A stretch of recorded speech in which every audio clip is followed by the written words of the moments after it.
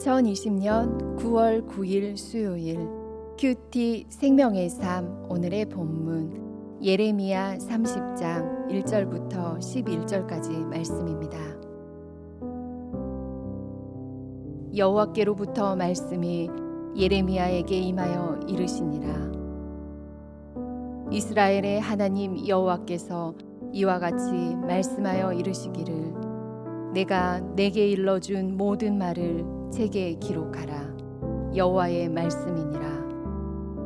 보라, 내가 내 백성 이스라엘과 유다의 포로를 돌아가게 할 날이 오리니 내가 그들을 그 조상들에게 준 땅으로 돌아오게 할 것이니 그들이 그 땅을 차지하리라.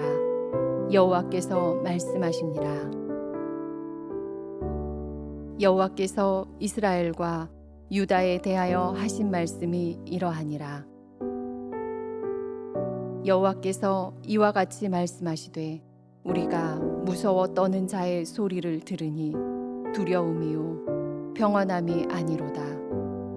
너희는 자식을 해산하는 남자가 있는가 물어보라. 어찌하여 모든 남자가 해산하는 여자같이 손을 자기 허리에 대고 모든 얼굴이 겁에 질려 새파래졌는가. 슬프다 그날이여. 그와 같이 엄청난 날이 없으리라.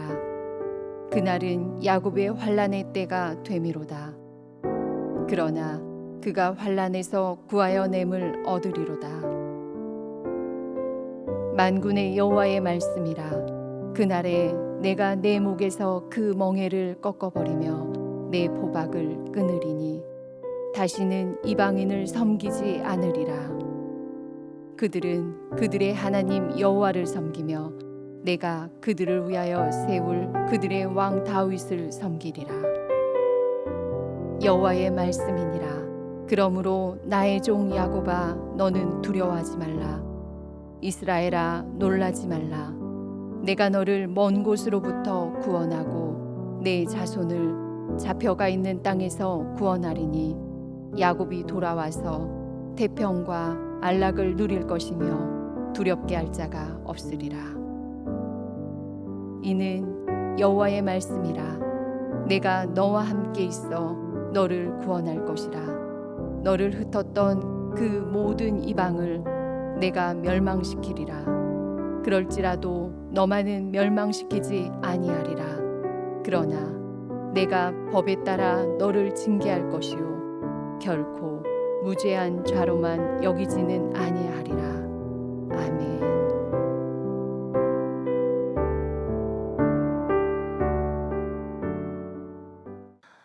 바벨론의 침략으로 수많은 유다 사람이 여러 차례에 걸쳐 포로로 끌려갔습니다. 그러니 유다 백성의 마음은 무서움과 공포로 가득 차 있었습니다. 우리가 새롭게 도전하기 위하여 낯선 타향으로 이주를 하면 다른 문화와 생활 방식으로 인해 적응하려 할 때 오랜 세월이 걸리기 마련입니다.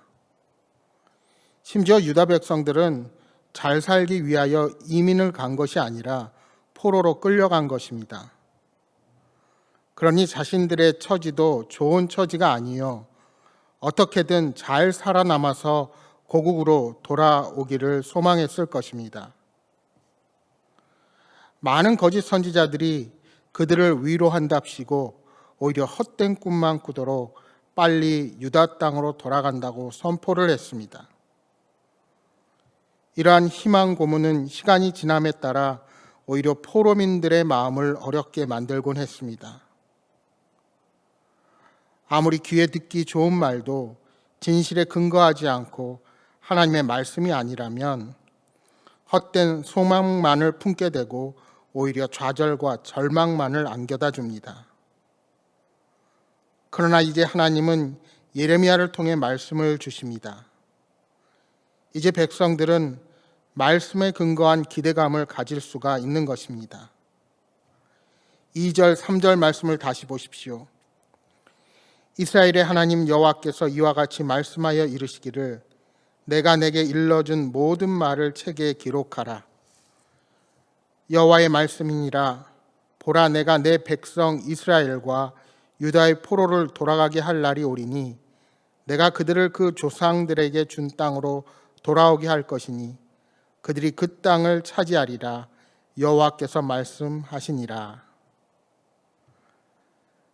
거짓 선지자들처럼 당장 하나님께서 그들의 꿈과 희망을 이루어 준다는 것은 아닙니다. 그러나 유다 포로들이 반드시 고국으로 돌아가고 그 땅을 차지하게 되리라는 희망의 메시지입니다. 여호와 하나님은 이제껏 일러준 모든 말을 책에 기록하라 명하십니다. 왜 기록합니까? 문서화하여 하나님의 심판과 구원의 메시지를 전달하는 것만이 거짓 선지자들의 유혹으로부터 포로된 백성들을 지켜줄 수 있기 때문입니다. 당신은 동물의 가죽, 양피지나 파피루스 등을 두루마리 형태로 만들어서 말씀을 기록했습니다.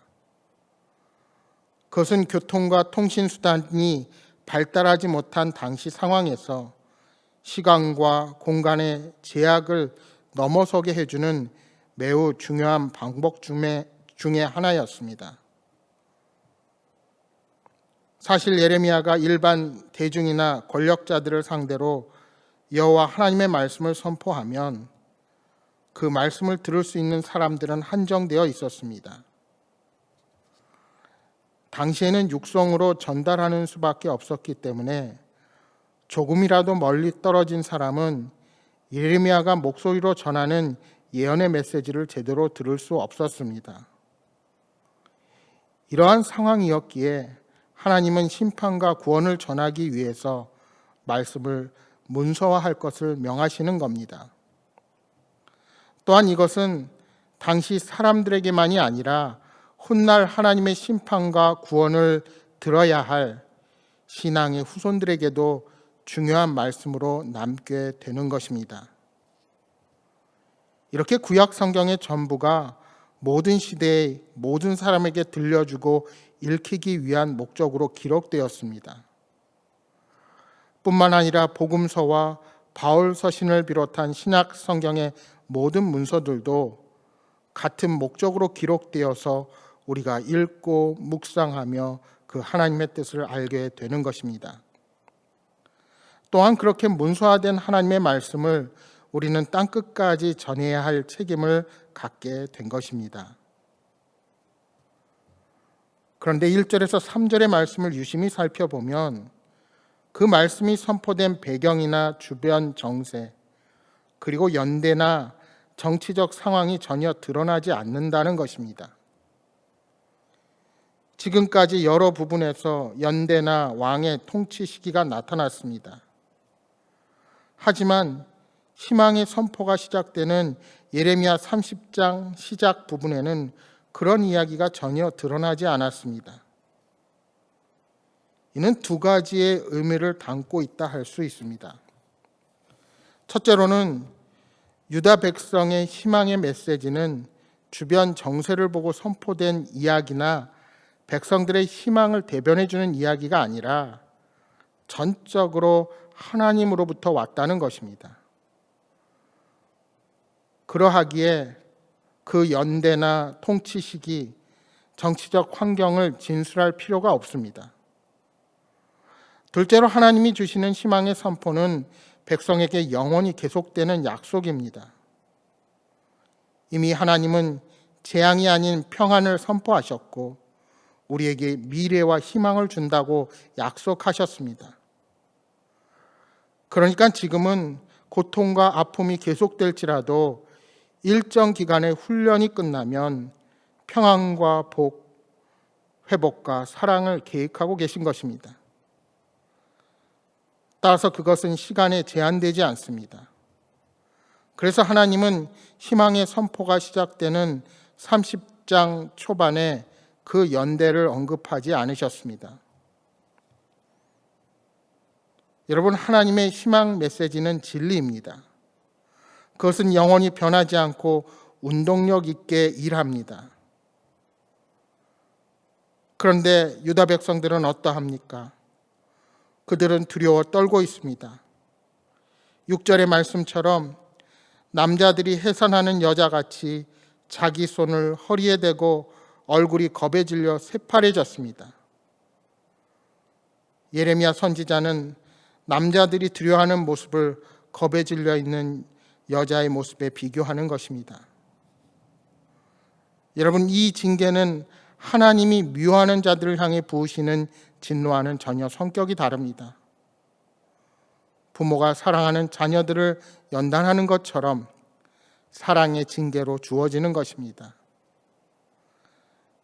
따라서 때가 되면 유다 백성들을 묶고 있던 결박들이 다 풀어지고 그들 목에 씌어졌던 멍에도 꺾이게 될 것입니다.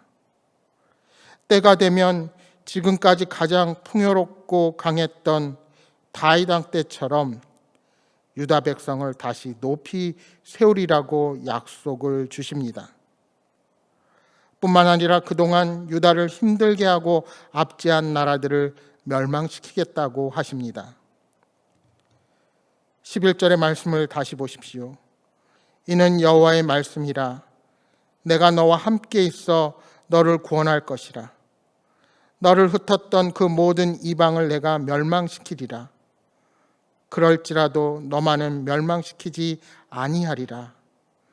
그러나 내가 법에 따라 너를 징계할 것이요 결코 무죄한 자로만 여기지는 아니하리라. 하나님은 유다 백성들을 흩게 만들었던 장본인들을 다 멸하고 유다는 다시 회복시키겠다고 약속을 주십니다. 하지만 11절 후반절에 그러나라는 접속사가 나옵니다. 하나님은 말씀의 끝에 징계에 대해 다시 한번 언급하고 계십니다. 하나님이 법에 따라 유다 백성을 징계할 것이라는 내용입니다. 우리는 우리를 회복시키시는 신실하신 하나님의 약속 안에 살아갑니다. 그러나 잘못한 일에 대한 징계와 연단은 피할 수 없음을 기억해야 합니다. 로마서 8장 17절 18절에 말씀합니다. 자녀이면 또한 상속자 곧 하나님의 상속자요 그리스도와 함께한 상속자니 우리가 그와 함께 영광을 받기 위하여 고난도 함께 받아야 할 것이니라. 생각하건대 현재의 고난은 장차 우리에게 나타날 영광과 비교할 수 없도다. 하나님은 사랑하는 백성을 연단을 통하여 새롭게 하시고 마침내 회복과 구원의 영광을 주시는 분이십니다. 따라서 하나님의 말씀은 우리에게 소망이며 위로가 되는 것입니다. 사랑하는 여러분, 오늘 하루도 하나님의 말씀 안에서 새로운 힘과 능력을 풍성히 공급받는 여러분 모두가 되시기를 주님의 이름으로 축복합니다. 주신 말씀 기억하며 함께 기도하겠습니다. 하나님의 말씀만이 생명이요 미래의 확실한 소망임을 확신하고 말씀에 순종하며 살게 하옵소서. 어떠한 상황에서도 두려워하지 아니하고 하나님이 동행하심을 확신하며 주어진 모든 일을 감당하게 하옵소서 하고 이 아침 함께 기도하시겠습니다.